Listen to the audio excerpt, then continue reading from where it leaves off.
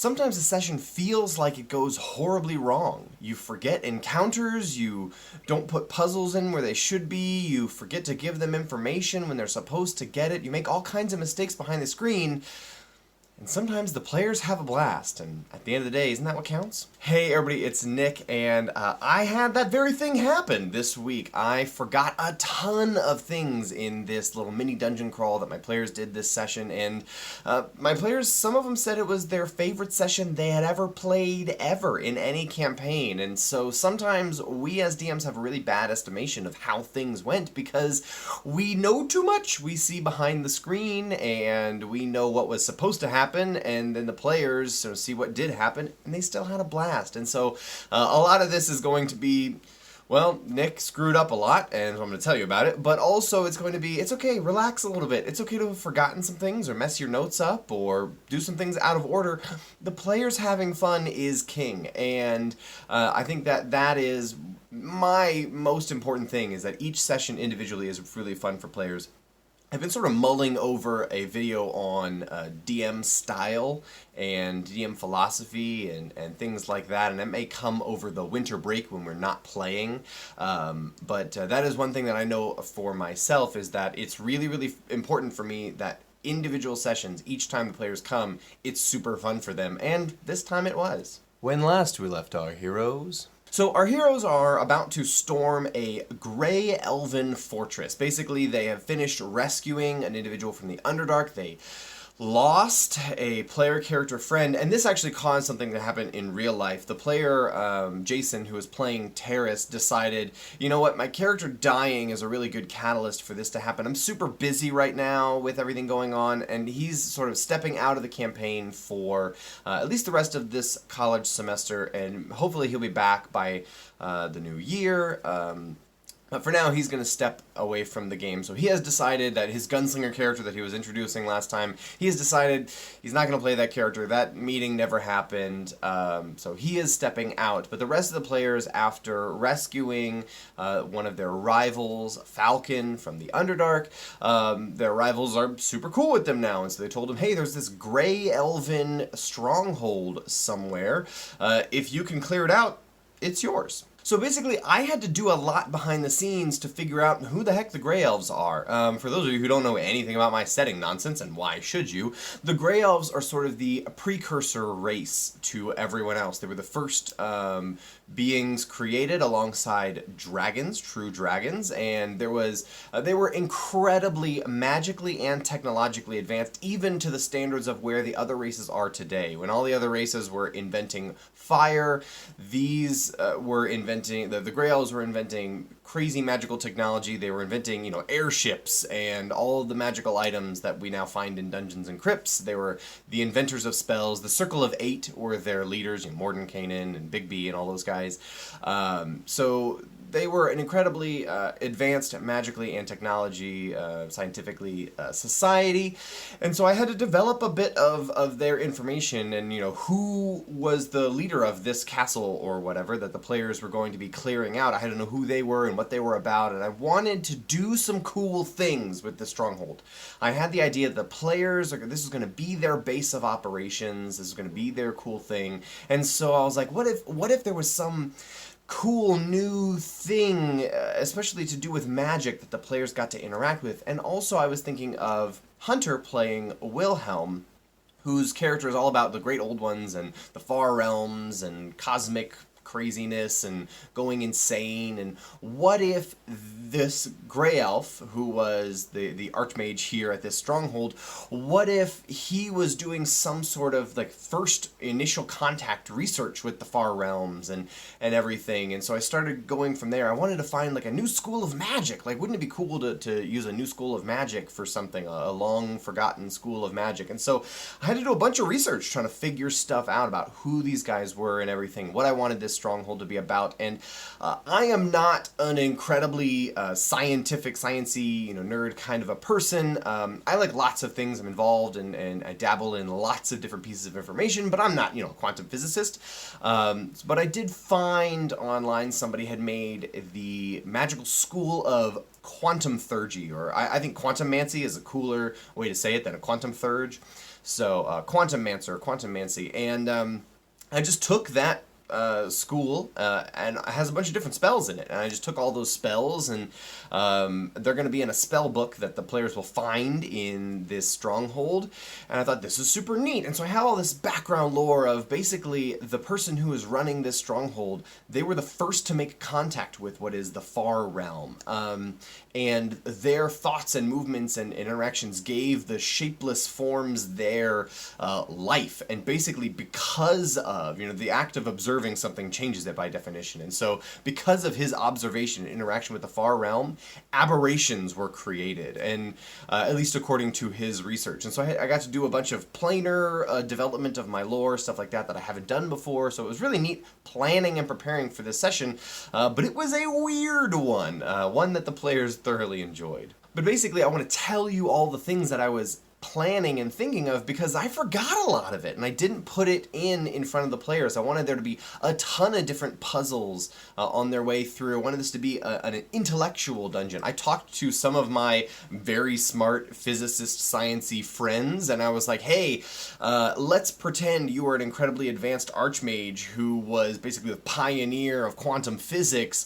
How would you protect your stronghold and have security devices and everything in place so that your research wouldn't fall into the wrong hands? You do want someone to continue your research, but they would have to prove themselves. And so I got some advice on how they would do that and how this archmage would do that. So a lot of times it can be really useful. Reach out to your friends who are smart in certain areas or good at certain things and say, hey, how would you do this if you were in D&D? And then, sort of translate that into the game a little bit for them, but just get kind of broad stroke ideas. And that's what I did, and worked out pretty well, the areas that I didn't forget at least. So anyways, as to what happened in the session, the players traveled towards the stronghold, and as they got there, it was very weird and different. A lot of curves, not many right angles. I just decided that was part of the Grey Elven architecture. One of the defining characteristics of Grey Elven architecture is the fact that all of their stone is black stone that is iridescent. It's this rainbow, looks like an oil slick, basically. The rainbow color, depending on where you look at it and how the sun hits it. That was a defining characteristic of the stone, the architecture that they employed. So all of their cities are made out of that. All of their materials are made out of that. That is sort of the key denoting thing that if you found something that is like that, it's Grey Elven. And they were like, that's super cool. And so as they walk up, they cast Detect Magic on it, and they see that there's some abjuration on the door, and also a new school of magic, a new color that they're not familiar with. They have no idea what it is.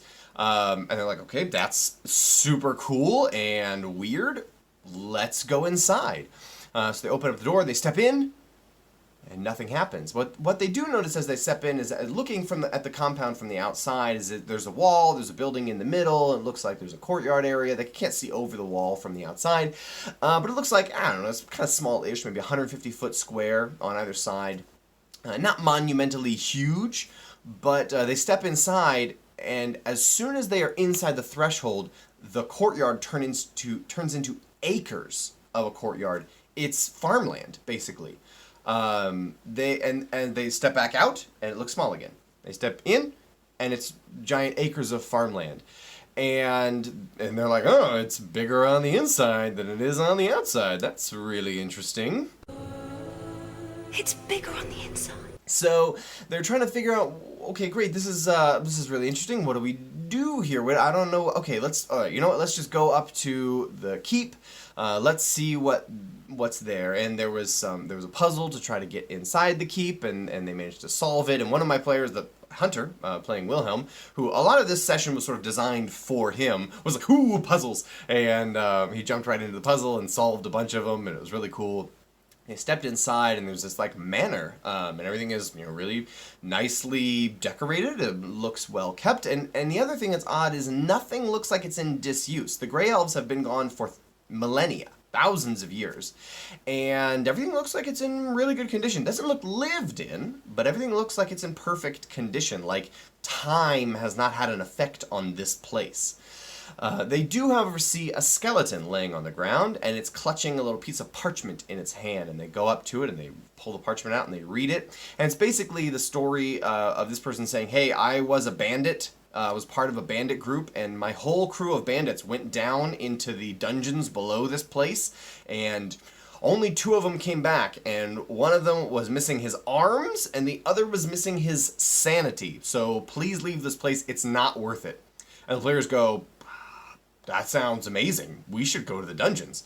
Before they can, though, they are greeted by a holographic image, basically, is what I described to them.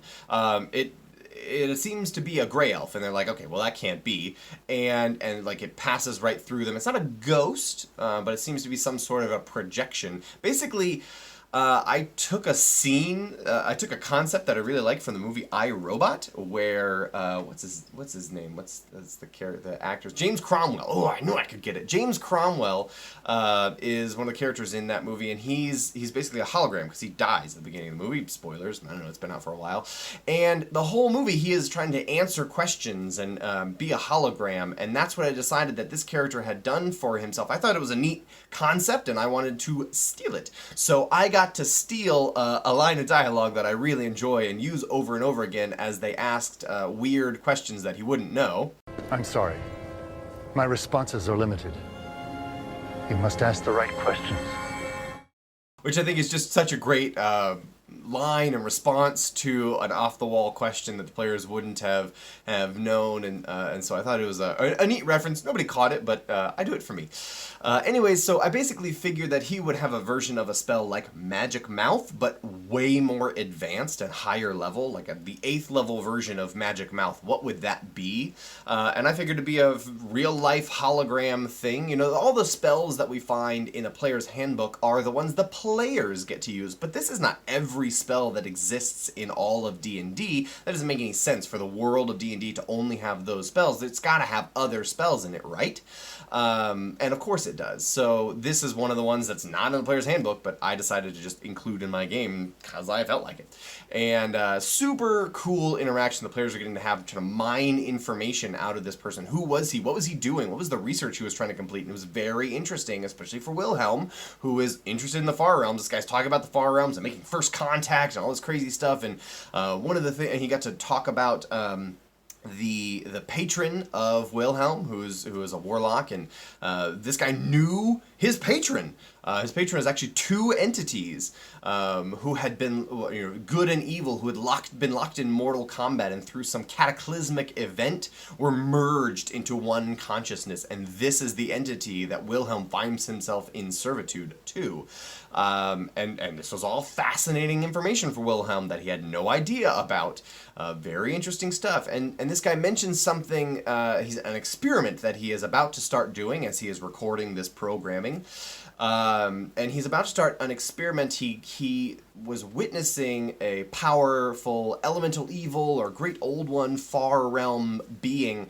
This being cast a spell, and the cosmic dust disturbed by the vocal waves of this being casting a spell was something that the early Grey Elf captured in a jar and was going to do experiments on. Like, just the dust disturbed by the words of a spell. I thought that was a really neat and a weird abstract thing. He's going to try to give life to this cosmic dust that is infused in some way with arcane power. Really interesting thing here. As they're trying to delve into this dungeon that's about to come up, and he's like, dungeon? There's no dungeon here. Oh, my lab? I definitely have a lab. And so obviously the bandits who came in and were trying to loot this place went into the dungeons, which are actually this guy's laboratory. And there's all kinds of nasty weird stuff down there. And the players were like, nasty weird stuff. That is our middle name, which is a really long name. So once again, there is another puzzle to try to get into the laboratory. Down below, they solve this puzzle, and I had meant to include other puzzles in various places, and I just forgot in the middle of the session. I was really off my game. My notes weren't laid out the best, I guess. And I just straight up forgot about a lot of things. I was trying to remember all the lore to dump to the players about this guy and who he was. And I just kind of forgot about puzzles and traps and stuff. So they make their way down into the lab. And there are these weird humanoid looking things that have tentacles for arms and like mushrooms for heads. And the players are like, that is horrifying. I love it. And as they make their way in, there's about like 9 or 10 of them. And these things run up to them and try to like shower spores all over them, basically. And the players had to start rolling on the short, medium, and long-term madness charts found in the Dungeon Master's Guide. I love those charts. And they're only going to affect them, they got to save at the end of each of their turns. It wasn't like minutes or days or whatever. It was just a save at the end of each of their turns. But a lot of them were rolling pretty poorly. I set it at like a DC 15 or 16 con save, and they were rolling pretty poorly. So they were crazy affected by this. These spore monsters weren't doing much damage. Like occasionally they get hit by a tentacle, but the spores didn't do any damage. They just caused the players to go kind of insane for a little while. And the players loved this. Some of them were even hoping that they would fail their wisdom save or their con save so that they would be affected by the chart, because they really wanted to roll on the chart. But so it was a really great combat encounter. I figured, we'd had a lot of really tough combats in a row. Some of them were due to my mistakes in combat encounter building, and some of them were due to like, hey, it's the Underdark and you guys are trying to do something really hard. But basically, the players have been beat down for a few sessions now, and I was like, you know what? They need some fun smash and grab. And this dungeon can be more puzzles and intellectual and problem solving than just like murder, death, crazy combat. So I chose to make most of the combats relatively easy by comparison. But they were a lot of fun. The players cleaned this up pretty quickly, and they realized, hey, wait a second, missing arms and sanity. These were probably the bandits, which is correct. There were a bunch of bandits, and they know there were probably about 3 or 4 more bandits that are not accounted for here. So they slowly start clearing room by room. They look in a library, and they find all kinds of books about astronomy and various, quantum properties and quantum physics and all kinds of things. And they learn from the hologram that this school is quantummancy, the school of magic that he invented and discovered is quantummancy, and they're all like, the players are thinking that's super awesome. It's all very exciting to them. So they find a library. Then they go in this room. It's labeled gravitational time dilation room, which, if you know anything about physics, you can have some guesses as to what's in there. They walk into that room, however, and there's no gravity. There's no gravity whatsoever, and there are several monsters in there. There's 3 or 4 more of those spore monster things, as well as this, like, crazy big blue spider that has hands instead of claws. Super freaky, and they fought all of those things in 0G, and that was really neat. It was a really cool encounter. The players are like floating, and they're like, okay, I guess I just like ready an attack for when I float by a guy, I'm gonna hit him.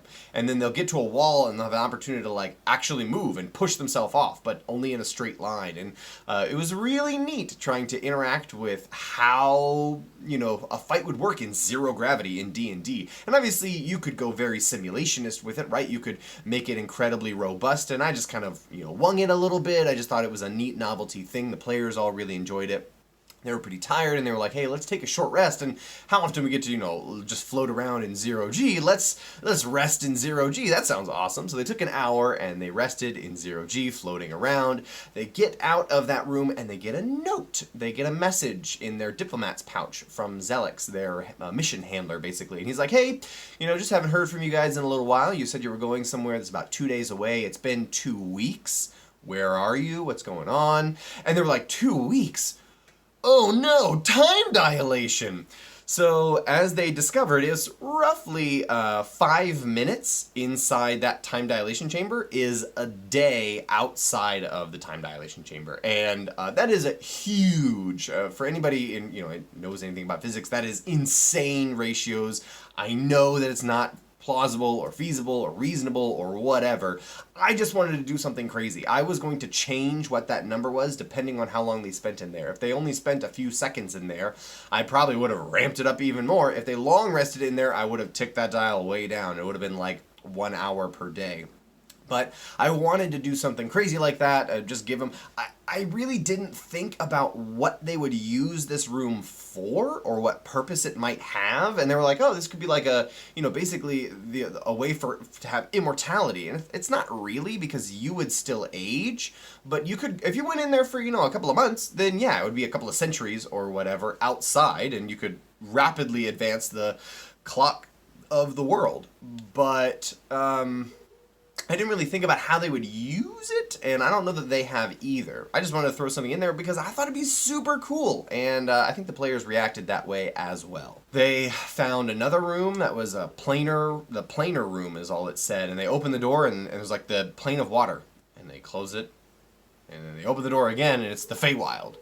And they close it, and they realize that there's different ways you could like turn the doorknob a little bit this way and then that way and then push it or pull it open or whatever. And depending on how you open it, you will go to a different plane of existence. And they experiment through and they find all the different planes of existence that they could travel to. This is super crazy. And there's not all of the planes, but there's a whole bunch of them. And the players are like, that's really interesting, but also, the sort of limitations on this are there's no way to get back unless the door is open. So if you open the door, you can go out and you're hanging out in a fixed spot in the plane. You can travel starting there, The door is always in the same place. It's a fixed portal, basically. And if you step out into it, you can walk around the plane or whatever. The only way to get back is to leave the door open. But if you leave the door open, anything can walk through it. So this is sort of my way of balancing the players being able to go to any plane they want to now, basically, it's really dangerous to do so because you have to find a way to get back. And they don't currently have a good way to get back. They also learned that a property of this stronghold is that it can move. That's right, they were trying to figure out what is this thing doing here in the first place? It's in the middle of nowhere. Well, as it turns out, the hologram told them that this stronghold castle is transpositional. And they're like, does that mean this thing can move? Turns out, yes, and they're in the process of discovering it. They'll discover at the beginning of this coming session / the end of last session. They're in the middle of it. Is basically if they find a leyline stone marker, then they can cast a ritual spell into that stone and it will summon that castle here. So that was my way of giving them a stronghold that they can use and return to in a campaign where they're going to be traveling all over the place. So I wanted them to have a mobile stronghold, but I wanted to control where it could go and when. Basically, I get to choose, is there a ley line marker here and do they find it? It's not like an airship where they can just fly it wherever they want to go. It's not a pirate ship where they can go wherever they want, but only in the ocean. And so it's like, okay, I can choose where is a laystone, basically. And there's no way for them to necessarily find one that I'm not giving them. So that was my workaround for you can have a mobile fortress, but it's not like a flying castle or an airship or something like that. So just a neat workaround that I found thanks to some advice on Reddit helped me come up with an idea about that. So then the final fight, I meant to have, again, another puzzle here to get into the final laboratory, and I just forgot it. They walked right in, and inside in the middle there's this weird humanoid-looking creature with like tentacle arms and a fish head or a squid head or something with a singular eye in the middle of it, and they're like, that's horrifying. And they start fighting this thing, and very quickly they realize that it is redirecting and reflecting their spells back at them. I basically used a Morkoth from Mordenkainen's Tome of Foes? Foes Guide to Monsters? One of those auxiliary books. And a super cool monster. The spell reflection is awesome. I was like sort of holding back on its spell use on its own and mostly just doing like tentacle grabs and then just reflecting like fireballs back at people. It was a really neat encounter as they're trying to figure out how do we hit this thing, and what if we it doesn't work for attack rolls. Make attack roll spells, and turns out they were just hitting it over and over again with attack rolls, and it started reflecting their missed attack rolls. It was really cool monster, really cool encounter. It didn't get tense until the very end when this thing was like sub 10 HP and it was on its turn. I was like, you know what, it's going to use Chain Lightning now because maybe it'll drop a person or two. It'll be kind of dramatic, but it only has 10 hit points, so it's not that scary. It was scary for the players getting to use Chain Lightning on this thing, or having it use it on them, actually. Because they all dropped to, I think there were, all of them except for one were below 10 hit points after Chain Lightning. And then, of course, they hit it once and they kill it. But it was a really cool combat encounter with the Morkoth. And that's sort of where we ended it. And I told Hunter at the end of it that he found this wizard spell book, and there's all kinds of quantum-mancy spells in there, and he thought that was super neat. But basically, this whole session was one that, as it was going on, from my side of the screen, it seemed like a huge failure. It seemed like I was forgetting things, and I was messing combat up, and I was flustered and didn't remember things or have problems for stuff. And I remember there was supposed to be one bit of information, and I just picked it up and moved it somewhere else. They were supposed to find something, and they didn't. Like all kinds of things like that. And at the very end of the session, the players were elated. And several of them were saying, like, this is the most fun I've had in a long time. This is my most fun session of all time. And it just goes to show, like, it's okay if you make mistakes. It's okay if you forget things as a DM. It's okay if you meant to put something in a game and it didn't, and you feel like there was a better session in there, but there wasn't. Use that stuff later. Recycle all that planning. Pick the stuff up and put it in a different session. As long as the players are having fun, that's what counts, right? So I just want to give you guys a bit of a permission to relax a little bit. It's okay if you mess some stuff up. People do it all the time. I just did it, and it was one of the best sessions we've ever had. So don't worry if everything doesn't go exactly according to your plan. As long as everybody's having fun, it's a game. It's a game, right? Let's just have fun.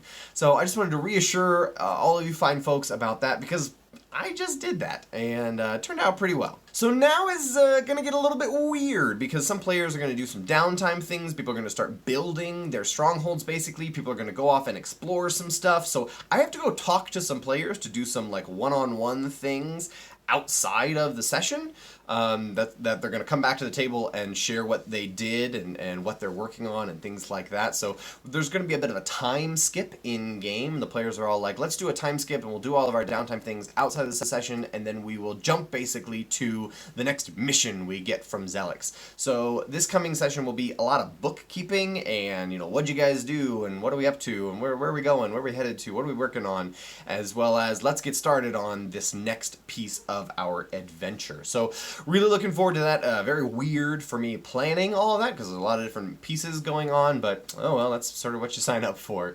Thank you all for sticking around, for watching. I will see you next time. That, detective, is the right question. Program terminated.